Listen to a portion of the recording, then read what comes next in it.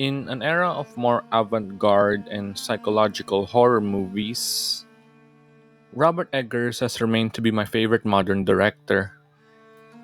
Just recently, after watching his newest film in Nosferatu, I wanted to look back on some of my favorite aspects of his movies and what makes them some of the best in the industry today.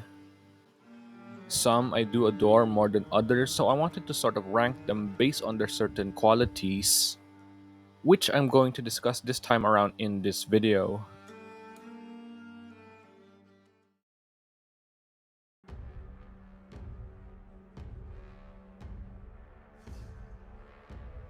Robert Eggers' The Northman, in my opinion, is still one of the finest historical epics released in recent years. Set in 895 AD Iceland during the peak of the Viking Age, this story chronicles the life of folktale legend Prince Amlet as he seeks vengeance for the murder of his father. Already from the premise of the film, I was instantly intrigued by the story not only due to my love for history and historical period pieces, but also because it just plays so well into some of Robert Eggers' best qualities as a director. Like in almost every one of his movies, he just crafts his setting so well and is showcased masterfully once again in The Northman, as throughout the film is just brimming with numerous details and aspects relevant to the time period, such as those related to the mysticism and violence of the Viking Age, which just further punctuate the themes of Amlet's story. Really, the only thing that prevents this film from being higher on the list is with the comparatively larger scope of the film, which, although allows it to include all these meticulous historical details, it also makes the film lack the certain claustrophobic dread and intimacy that drew me to Robert Eggers' films in the first place.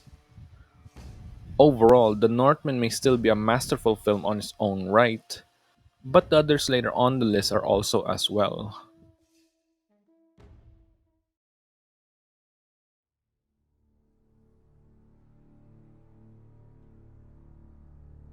Out of all the movies I've watched this year, Nosferatu is without a doubt one of the best I've seen. Based on the 1922 silent film of the same name, Robert Eggers presents his own modern reimagining of this gothic classic. Now, although his ability in crafting these authentic settings is on full display once again in Nosferatu, I want to touch on another quality he excels in his movies, and that's how he utilizes his narrative influences. Like, even though Nosferatu is an adaptation, Robert Eggers still makes it his own unique retelling where he includes numerous influences from other adaptations and vampiric classics from the past. Even in the premise of Nosferatu itself, this quality is also showcased as seen in its narrative and themes. A narrative that depicts a time when humanity's faith in science and religion was being pushed to the brink, where it was to the point where they started conceptualizing monsters that personified the evils of the time period. Evils such as those spawned from obsession, madness, sexuality, and all the others that define the darkest corners of human history during the time of the dreaded Black Death. All in all, it just made Nosferatu such a well realized story for me, which made it one of the best movies I've seen all year.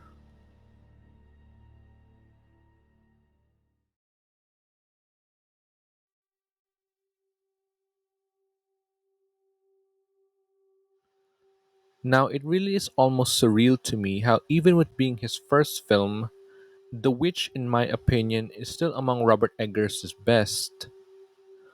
Like, even though this is his shortest and smallest scaled movie, it still excels in being such an effective psychological horror film, which made me intrigued in the genre in the first place. Where just from a simple premise of a Puritan family being haunted by this mysterious looming evil in the woods, Robert Eggers just fully fleshes it out into this really cryptic and ominous experience. Now, although a lot of it is attributed to the previous qualities I mentioned about Robert Eggers as a director, another thing that I feel like is worth mentioning when it comes to The Witch is in its characters. The character writing in general in these movies are also phenomenal as they just peer into the troubled mind of the characters as they are put into these peculiar situations. The titular witch also plays into this aspect throughout the film, as the entity never assumes one concrete form to the characters. It can be a seductive temptress in one scene and a horrifying crone in the next, where it just further immerses you into the madness and paranoia that defined the 15th century time period of the film.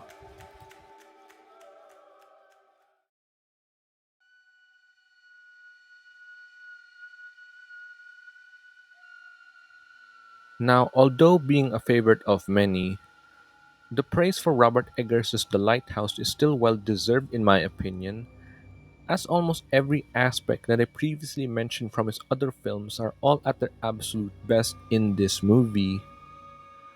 Like from its eerie premise of two supposed lighthouse keepers being stranded on a remote island, the film is just so meticulously layered with so much detail that it just submerges the viewer into its setting of the titular lighthouse. A setting that's drenched with numerous influences from mythology and more esoteric ones such as the writings of H.P. Lovecraft, which, although may make me more biased as I'm a big fan of Lovecraft and the works he inspired, which, in my opinion, The Lighthouse is one of the best representations of this particular mythos, especially with how it factors into the slow descent into madness of the film's two main characters. Robert Eggers' stories usually chronicles the lives of people being at the mercy of their peculiar circumstances, and to me it is only elevated in the film when considering the philosophy of H.P. Lovecraft. Now, when considering the other factors of the film, such as the incredible performances, direction, and detail, not only does it make The Lighthouse my favorite Robert Eggers movie, but also one of my personal favorite films of all time.